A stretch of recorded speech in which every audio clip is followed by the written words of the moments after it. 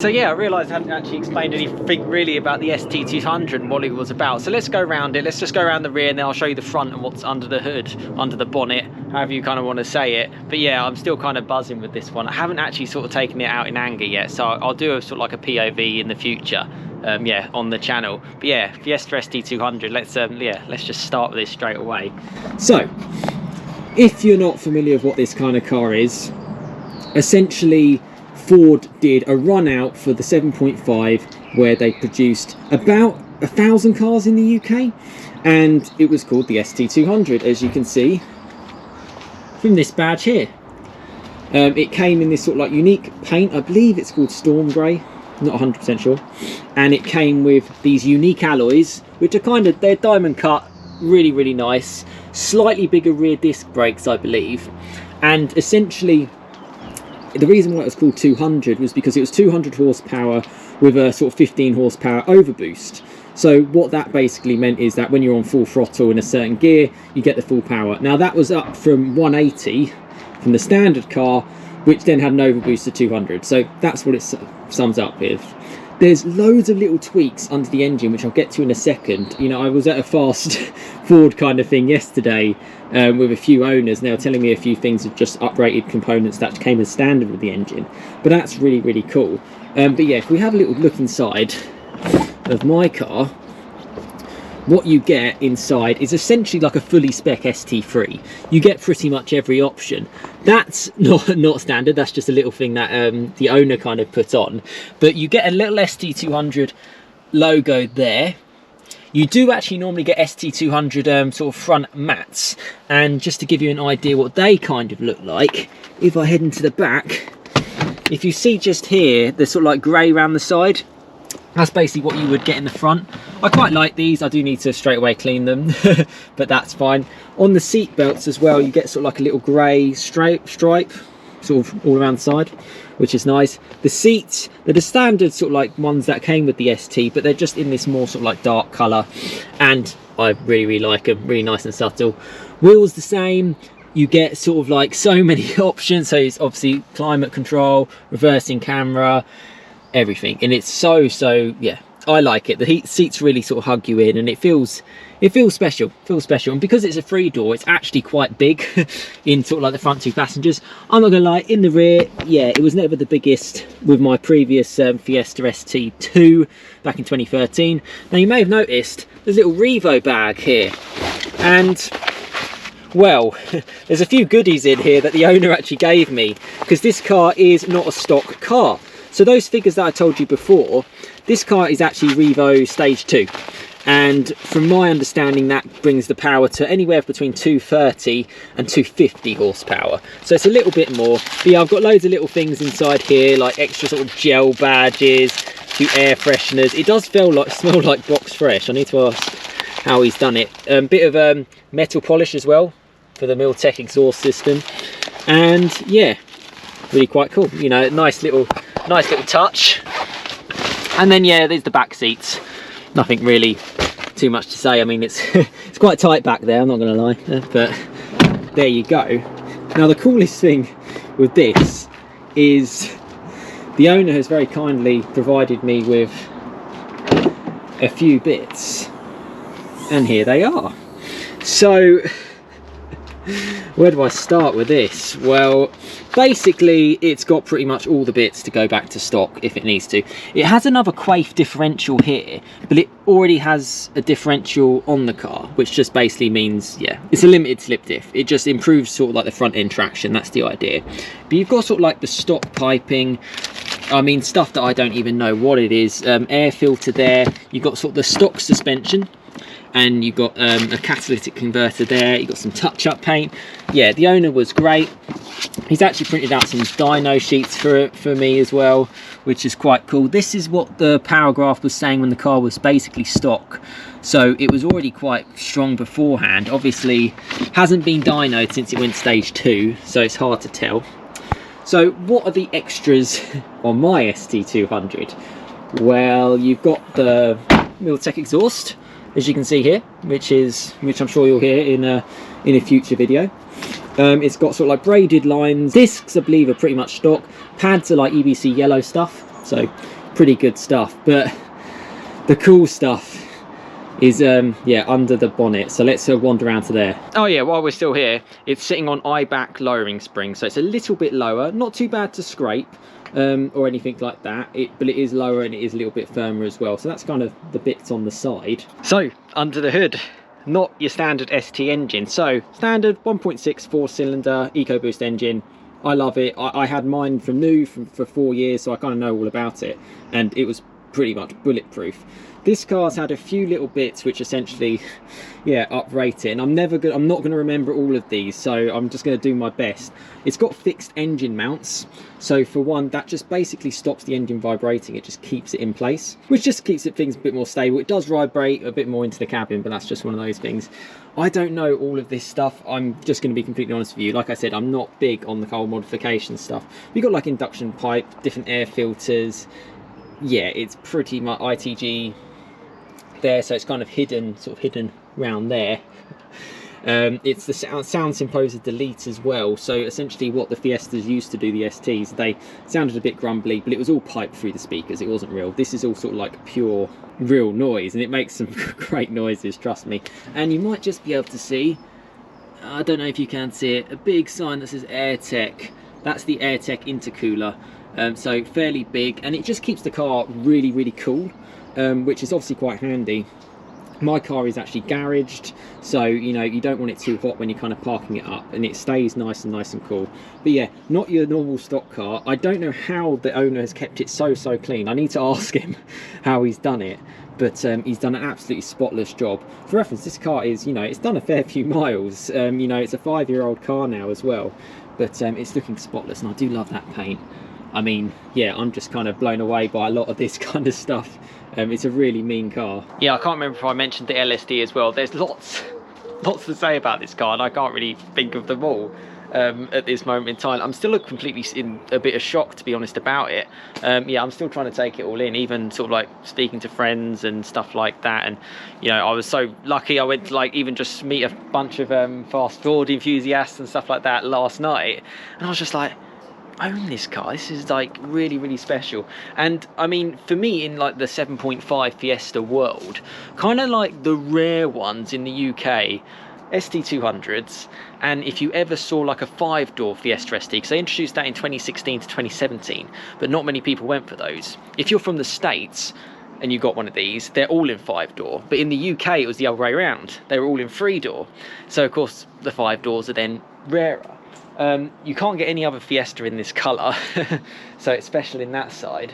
Yeah, and to be obviously one owner car, and yeah, to have such a great, to be such well looked after. I'll just be honest, it's such a mint car. Hopefully this little walk around's given you some ideas about it. And yeah, it's a special car, the ST200. Whether it's tuned or stock, they're really special. Feels special as well. The driving experience is great. I've always loved the seating position. It just hugs me in quite nicely.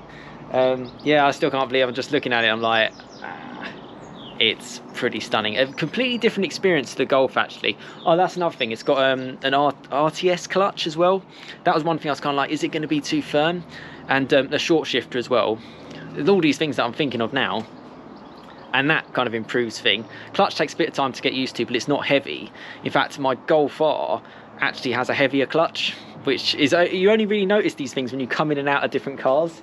So yeah, it's interesting. It's a quick little thing, and on the, you know, I've only done like small 30-mile-an-hour tight twisty turns, and it feels great, but I want to take it out for a drive, which is what I'm going to do shortly, and I'll take you along with a POV so you can experience it as well. It's a cool car, but let me know your thoughts, and people who know more, you know, there's so many enthusiasts out there, let me know in the comments just bits about this car, because I want to know more.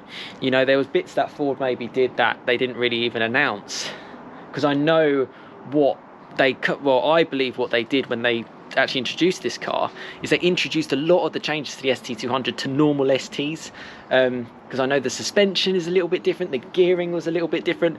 I had a 2013 one, and then I would try a 2016 one, and it was completely different. My 2013 one was firm. This is also quite firm. I'm going to stop rambling on. You can tell I'm still taking this all in. And just before in the UK, we've had this 4-day bank holiday weekend. So I'm like, the days it's dry, I'm going to do my best to enjoy it. And yeah, it's what we work hard for, isn't it? You know, you know, I may have only seen the car on Saturday and, you know, made the owner an offer on a Sunday and picked it up on a Monday, which seems a bit bonkers. But in truth, this is like, yeah, what, 14 years of working and 14 years of driving, really. Maybe even more, to be fair, if I include any sort of like coffee house assistant jobs and jobs at Sainsbury's. Yeah, and to be able to be in this position is great, and yeah, I may never experience it again, so don't know what to say. Lots of people have commented on it. Actually, I had some fantastic comments from everyone on the previous video, and massive, I thank you so much for that. I can't comment back to you all because there's so many, so I'm going to take my time, and yeah, I will get back to you. But yeah, I really appreciate your thoughts. A few people said they were surprised that I'm in sort of my 30s, but yes, I'm in my 30s. Yeah, there you go. Appreciate the compliment, I guess. But yeah, it can just take time, to be fair, to get into these positions. And yeah, what is there else left to say? I love these cars, and I'll always love them. And this was possibly one of the last ones kind of off the production line as well, before they eventually moved on to like the Mark 8s. Yeah, mind blown. Yeah, one final thing that I forgot to say is, I can't remember if I said it anyway, the gearbox is slightly different as well in the ST200s. But what a lot of people did back in 2016, 2017 when this car was around, was because the price premium was quite high. I mean, I've luckily got the original invoice from the owner of how much he paid for it, and with options like reversing camera, it's got like boot, load, floor, full size, well, space saver spare wheels so you don't get the gunky stuff. Yeah, everything. This car is about £24,000, which is a lot in 2017. Now bear in mind, it's about £19,000, £19,000. £18,000 for sort of like your Bogo ST. So it's a big difference, and what people did is they went to Mountune. Now Mountune is basically like Ford friendly approved, warranty friendly modifying. It's the easiest kind of thing to do, and they do basically like ECU tune, and they'll do a few little things in terms of just like air filters and stuff.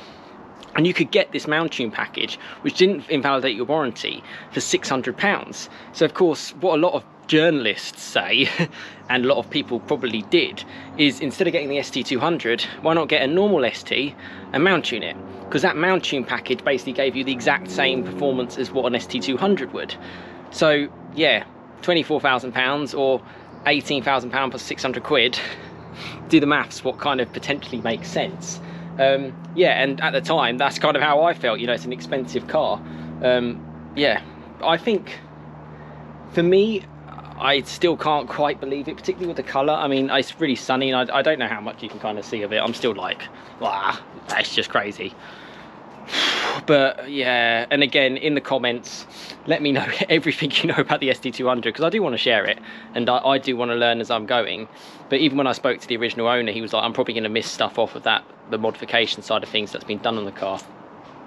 But anyway, enjoy your bank holiday weekend if you're in the UK, long bank holiday weekend, or whichever country you are, to be honest. I've had messages from people from like Australia and the US and Germany and all sorts, so yeah, really, really cool.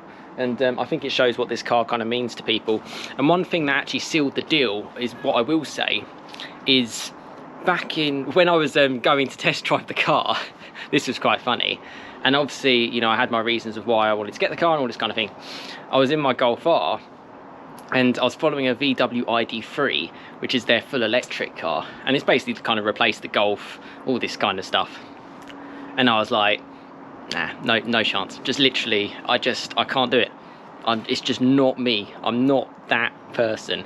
And it's like, that was just another sort of like, yes, go for it. Because once they're gone, you know, I'm just not interested, which is, yeah, I don't know. it's just not for me. I think the whole electric thing's kind of come out of, yeah, from the wrong reasons. And what really pains me quite a lot is, can you imagine, since 2017, if they'd spent another 5 years working on petrol engines, and how much more efficient they would be than they even are today, and all that development and money went into that. instead of going into electric, and they kept basically cars the same. It's mind-boggling, but they chose differently. In this, by the way, cruising on the M25 very slowly, I have to say, like 55-60 miles an hour, 50 mpg, and this car's tuned 50. Weighs about 1,080 kilos. It's a couple of hundred kilos lighter than I believe the 8.5, just because it hasn't got all the safety kit. Like, this was actually a car which technically is from 2008. They kept the Fiesta running in the UK for 9 years because it was so popular, but it's had the same essential architecture. Nothing had really changed, particularly around safety and everything. They did a few bits, but yeah, and as a result, it's quite a light car. But then obviously new legislations, new rules, new emission rules, everything came into place. And that kind of meant, yeah, that just ruined the fun, sadly.